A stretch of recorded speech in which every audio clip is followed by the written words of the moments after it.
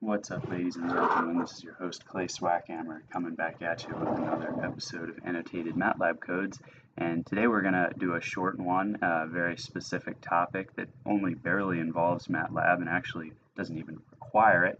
And what we're going to be doing is redrawing a chromatogram from an Agilent.raw file. So these are files that you might get from a GC FID type of system or something similar. Now, the chromatogram printout from that system's built-in or default software, which is called OpenChrome or OpenChrome Navigator. I think they may be the same or just slightly different flavors of the same software. Well, that chromatogram looks something like this. You have time on this axis, and then you have a single channel signal from some kind of detector, which in this case is a flame ionization detector, or FID.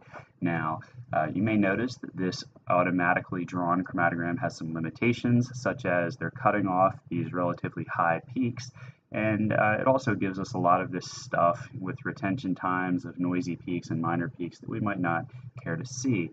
So an alternative chromatogram could look something like this. And I think this looks a lot cleaner, especially if you are willing to not put those labels. Now I think it looks really clean. And then of course you can animate in some labels or something. But the bottom line is to draw this in a different way, change the axes, the fonts, the color, so on and so forth.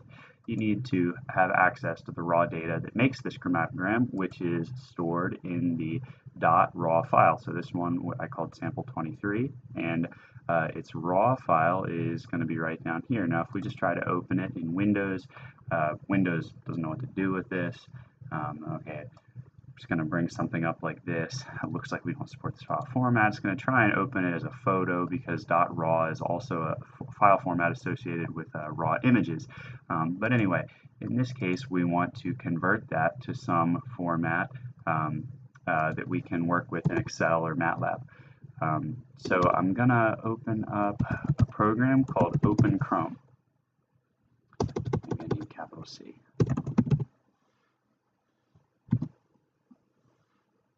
OpenChrome. Okay, we will find it manually. Oh, no, I think it's on the desktop. Okay, great. Now, so I opened that folder.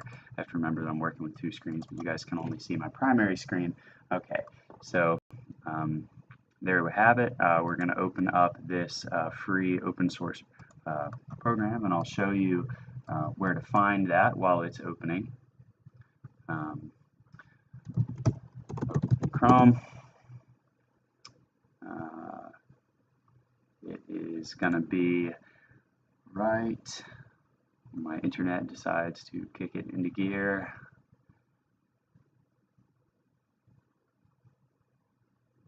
Right here. Okay, openchrome.net /download. Sure. You can see these links are purple. I've been here. I've already downloaded it. Right. You go to SourceForge. Probably have to wait a few seconds, and then after that, you can have your download link. Right, and you click that, download it, extract the files. Okay, so when we open Chrome, it's going to ask us what we want to do. What kind of perspective do we want to open? I've been using this one, CSD perspective, because it lists FID or flame ionization detection as one of these options. Brings up some workspace like this. I don't really know all about this stuff, what we would normally want to do. I'm just going to use it to convert an Agilent.raw file to a file format that's more standard. So we're going to take this sample 23. I'm going to copy it rather than use the keyboard shortcuts. I'm going to show you what I'm doing. I'm going to right click, copy, and then I'm going to go to right here, local disk, and I have this folder GC, and OpenChrome knows where to access this, or knows the path of this. Now I'm going to add a date to that. It was June 26th, 2018. So I remember where that raw file came from if I look at it later. Now we're going to go to File, Import from OpenChrome, and then convert FID, ECD chromatograms to one of these two formats.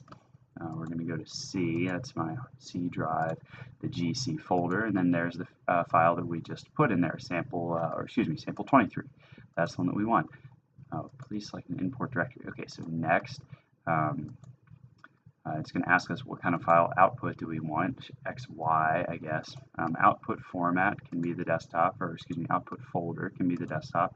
And then we're just going to click finish. It's going to tell us that all the chromatograms have been imported successfully, and our desktop should now have a sample 23, which I think is going to be .xy exactly. So this guy, if we open it up, has the raw data that makes that chromatogram, which is right here. Now, it's two columns. The left column is a time, the right column is a voltage in millivolts, and you may notice that it's kind of formatted a little strangely. What I'm going to do here is save this as a .text. So I'm going to go to another folder where I've been working on this. It's a folder where I'm doing some method stuff. Or you know what? Yeah, I'm going to put it in here. Sample 23, I'm going to save it as .text. Let's see. That should do it. Okay. So I can actually get out of here, find where I put that file, saved as .text. Okay. Still says saved as .xy. Save as. Okay, so I don't want the .xy extension. I want it as .text. There we go. Now it's a extension that's more standard. .text, .txt, .log, .csv. These are often referred to as archival data formats because they can be opened on almost any system with a wide variety of utilities. The proprietary Agilent.raw format is not very flexible, and it might not always be supported. It might not be supported for much longer, in fact, because that OpenChrome software is kind of old.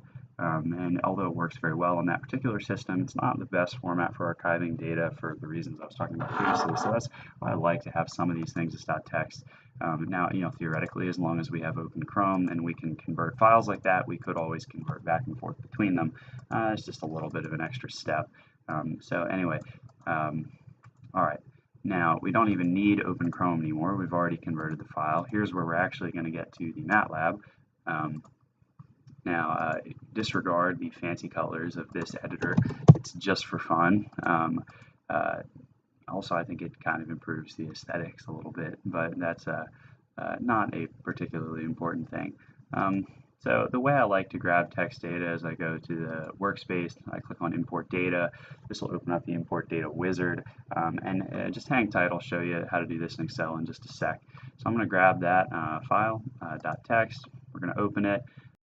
It's going to ask us how we want to deal with unimportable cells, empty cells, things if the data were messy or anything like that. Now, we could just import this and get this in the table, but I want to be able to import it when I want to. So why don't we generate a function? This will work nicely. So this automatically generated function lacks an end statement. I don't know why. They just always do. So now what I'm going to do is put all of this in a big comment block. You guys are probably familiar with this. Now I can collapse all that code from yesterday that I used to draw that sample chromatogram I showed you right here, and I'm going to do this whole thing from scratch again so we can all see how to do it. So I'm going to say redraw chromatogram from sample 3 2018-06-26. All right. Now I'm going to paste that whole function. Now you don't even really need to know what that does. All you need to know is that it imports the text file. Now, I didn't have to write anything. It's pretty nice, right? So I think what we're going to say is we're just going to call it like this, equals import file, start row, end row. Do we need to give it something there? Oh, here we go. That's the way that it wants you to call it. It'll give you an example, basically, how to call this function. It's really slick how it generates that for you. Okay. Now I'm just aligning things, making it look nice. Now let's see if that works. Let's run it. Okay, it's going to pause. Oh, well, it ran for a minute. This is still the import wizard. We can actually just get rid of that now. And now we have a table, and it contains all of that data. Now it's formatted in a very nice way. We can name this, we can index it, we can enter this data, do various things with it. But I'm going to introduce you guys to a couple more commands that we're going to use here. Time is going to be table to array. Table to array is a function that takes this, which is right now a table, and turns it into an array. Now I kind of forget how to call this. What is it?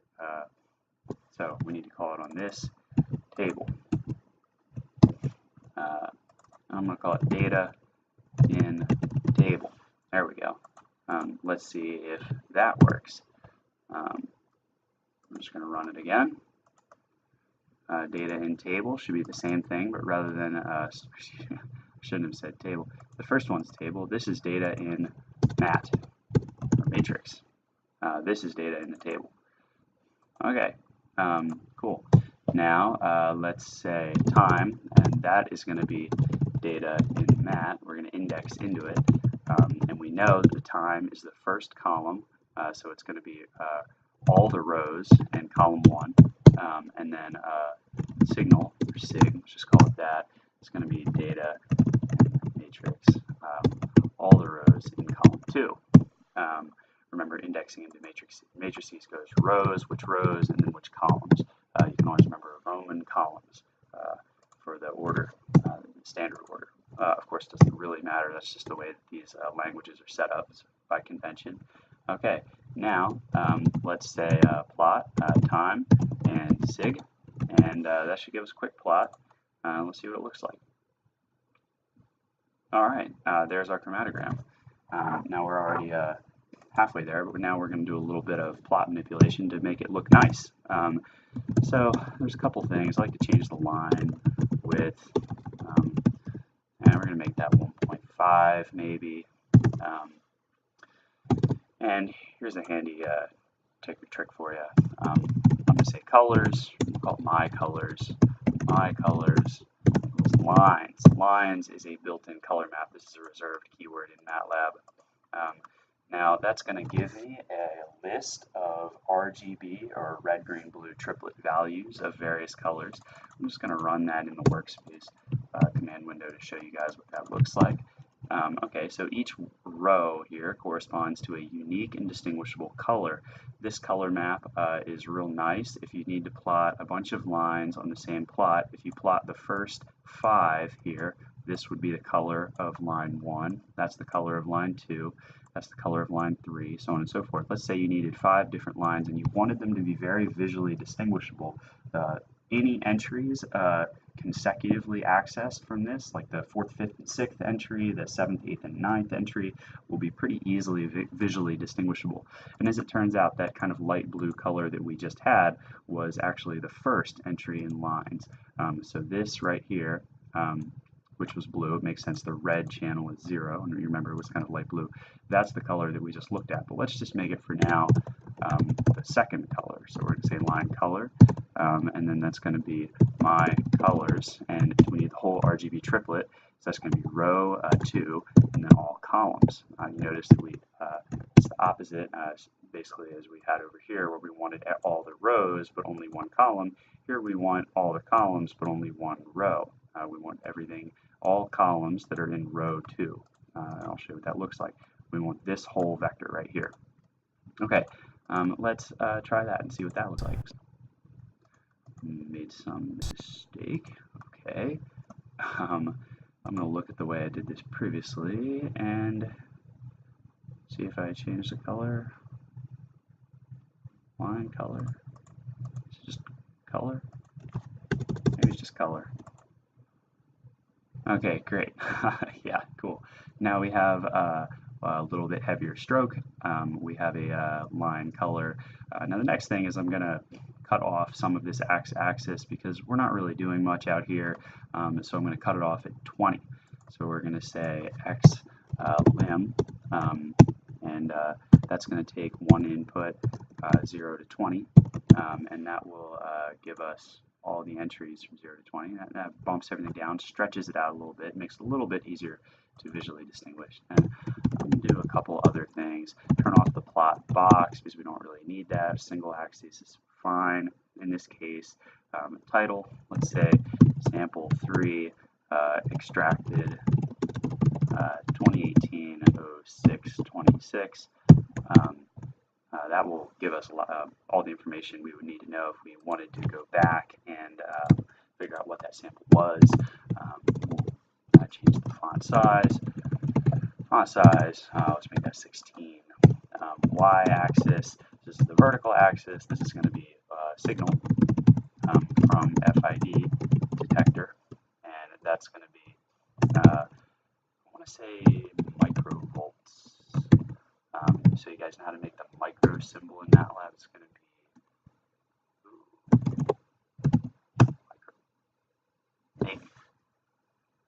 mu. It's going to be mu. There we go.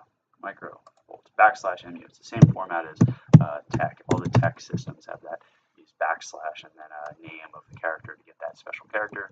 We'll give that a font size of 14. And I'm just going to copy that.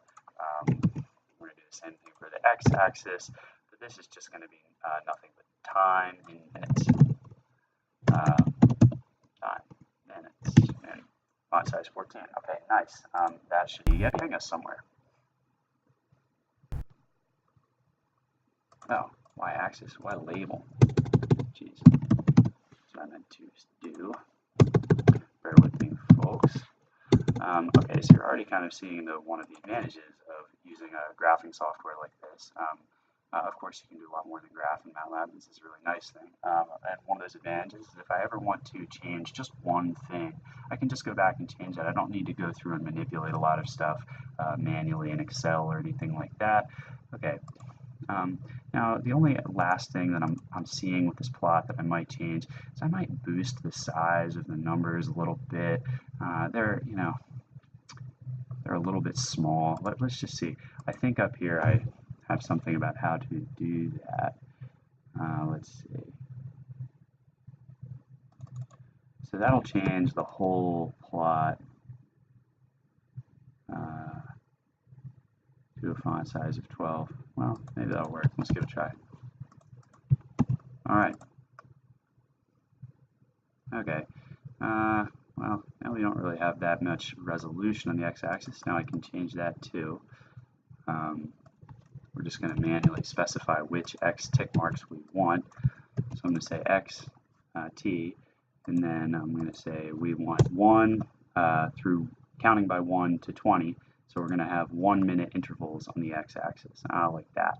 That's a little better for seeing retention times. Now if we wanted, we could manually draw that out, expand it a little more. Yeah, that looks starting to look pretty good, I think. Yeah, pretty darn good. Okay, I think I'm happy with that for now. The only thing is the color. I'm not super fond of that color. Let's try one more color.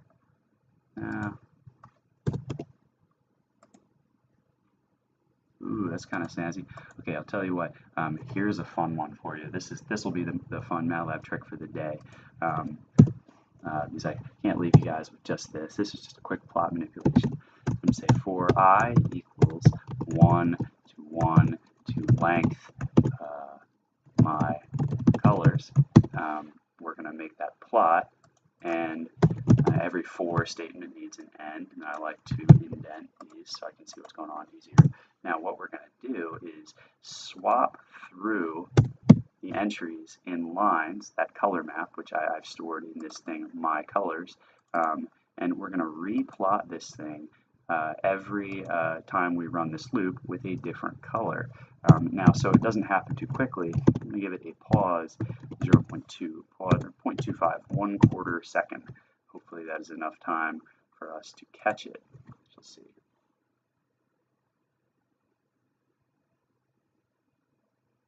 Nice. Okay. Now that's all the colors and lines. Okay, it's still going. Now I've long lost count, but I did count long enough to think I kind of liked the 7th one. I know that sounds kind of crazy. So let's get rid of that loop. And was it 7? Yes, there must be a goodness count. That's kind of weird. 6. No, 8. Let's try one more. Okay, yeah, I kind of like that one. That might even be the first one. Okay, all right. Well, we'll save this guy. You have a MATLAB figure. You can save it in whatever format you want. You can save it as a PDF even. That's kind of nice. But I'll save it as a PNG. Those are nice for putting into PowerPoint and such. Well, we'll save it as PDF to show you can do that. Sample 23, 2018, 06, 26. Save that guy. That should look really nice now.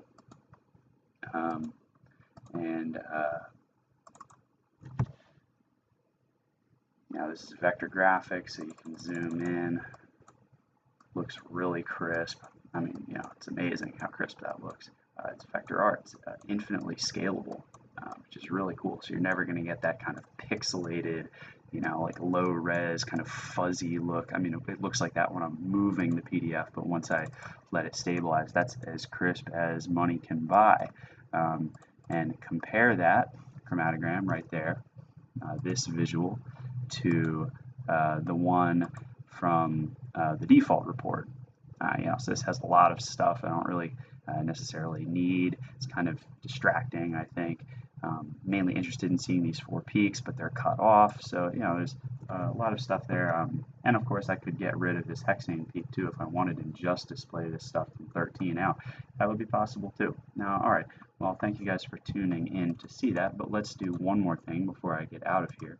I'm going to create an Excel document, and we're going to open up that same chromatogram in Excel. Chromatogram sample 23, 06, 26. Okay, great. Let's see what that guy looks like. So you guys know how to open up Excel. And probably getting a text file in here is something that just about everybody's done, but just for completeness, we'll go through it and see how easy this is. And this can be done quite easily. So remember that we're just trying to grab this file right here.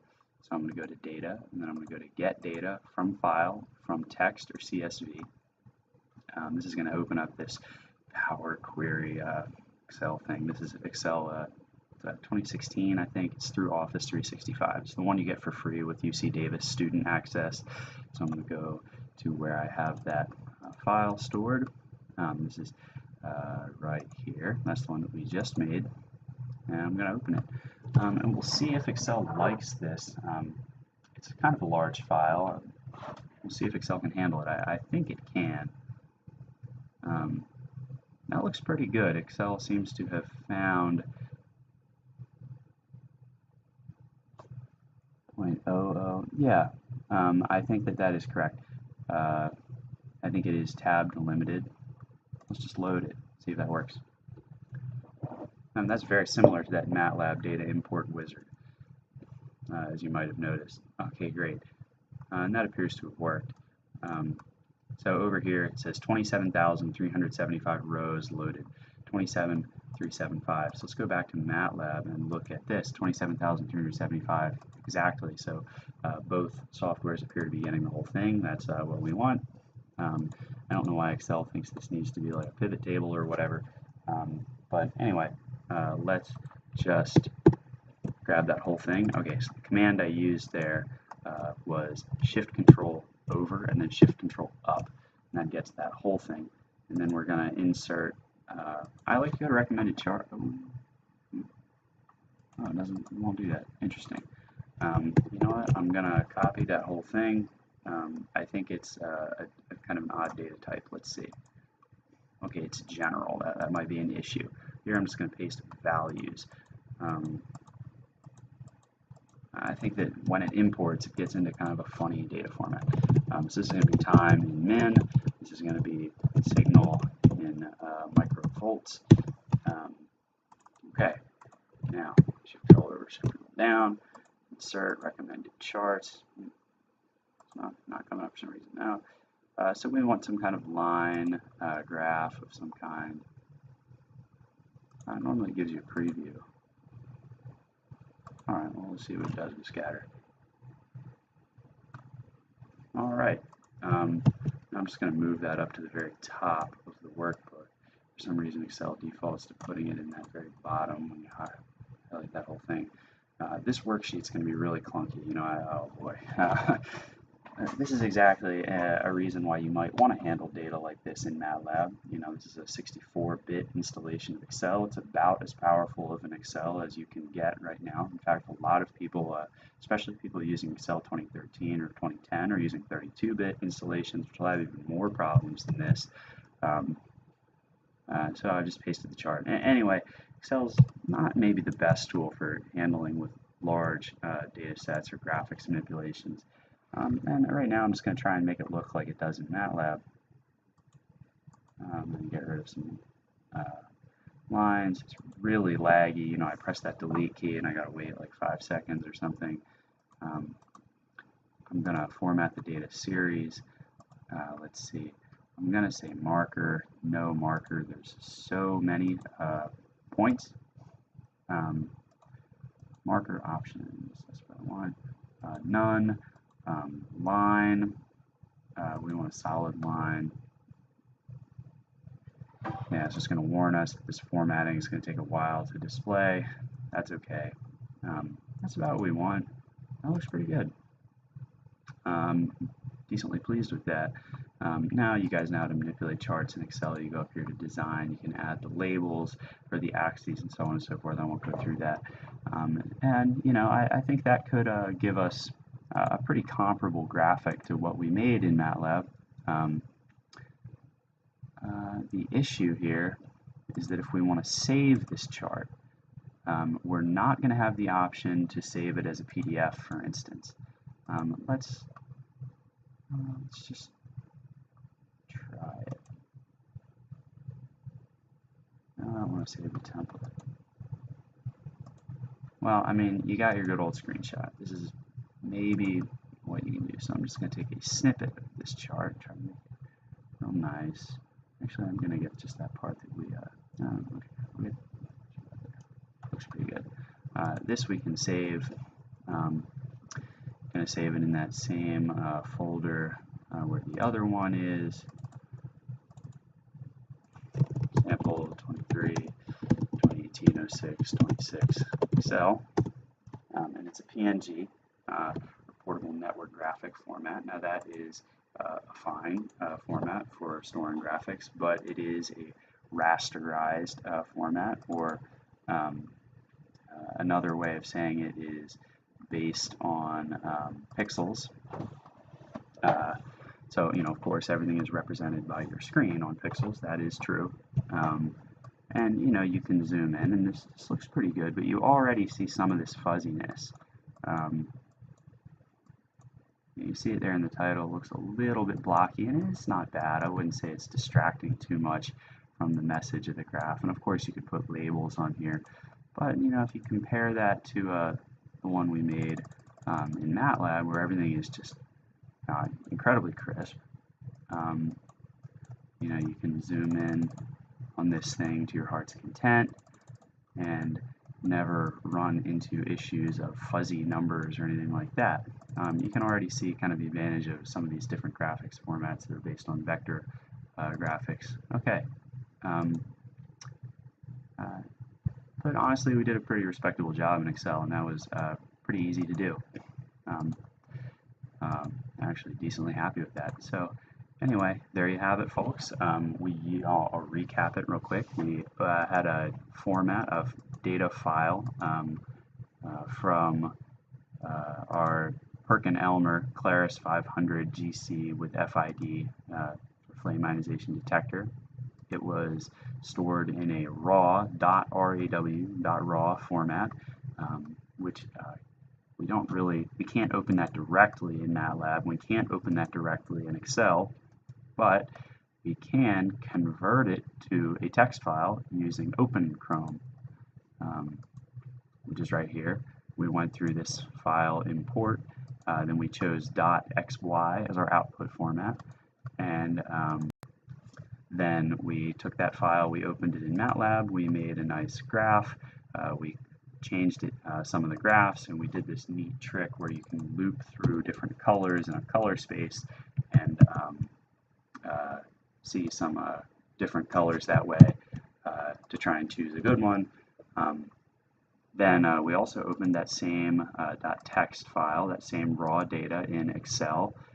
It's a lot of data for Excel. It's over 25,000 rows in this worksheet, and that is enough to kind of make Excel throw up its hands in the air a little bit. I mean, Excel is not strictly designed for that kind of data processing and manipulation, but we made it work and did a very good job.